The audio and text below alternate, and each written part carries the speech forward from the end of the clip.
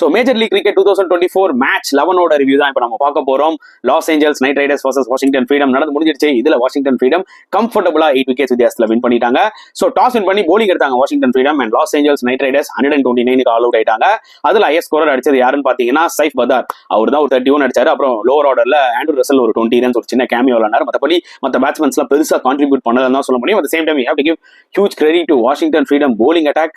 நெட்ராவல்கர் once again என்ன bowling 4 விக்கெட்ஸ்ங்க. போன மேட்ச்ல 3 விக்கெட், இந்த மேட்ச்ல 4 விக்கெட். இந்த டோர்னமெண்ட்லயே வந்து பாத்தீங்கன்னா விக்கெட்ஸா எடுத்து தள்ளிட்டு இருக்காரு. டெஃபினட்டா இவருக்கு ஐபிஎல் கான்ட்ராக்ட் இருக்குன்றது மட்டும் கன்ஃபார்மா எனக்கு தெரியுது. அந்த அளவுக்கு கன்சிஸ்டன்டா சூப்பரா போடுறாரு. நியூ பாலும் சரி, டெத்லயும் சரி. லாக்கி ஃபெர்கூசன் ஒன்ஸ் அகைன் அவரோட கன்சிஸ்டன்சியை மெயின்டைன் பண்றாரு. 2 விக்கெட்ஸ் எடுத்தாரு. கிளென் மேக்ஸ்வெல் அவரும் சூப்பரா போட்டு 3 விக்கெட்ஸ் எடுத்தாரு. அண்ட் சேசிங்ல இந்த மேட்ச்ல ஹெட்டும் ஸ்மித் போட்டு ரைட்டி குடுத்துட்டாங்க. ஸ்டார்டிங்லேயே சூப்பர் 51 அடிச்சாரு ஹெட். அண்ட் ஸ்மித் ஒரு அன்பீட்டன் 42 அண்ட் கௌசம் ஒரு அன்பீட்டன் 15. ஒரு என்ன சொல்றது ரிசவுண்டிங் வின் தான் வாஷிங்டன் ஃப்ரீடம் சொல்லலாம். பேக் டு பேக் வின் வேற. சோ இந்த மேட்ச் பத்தி நீங்க என்ன ஃபீல் பண்ணீங்கன்றத கமெண்ட் செக்ஷன்ல போட்டுருங்க.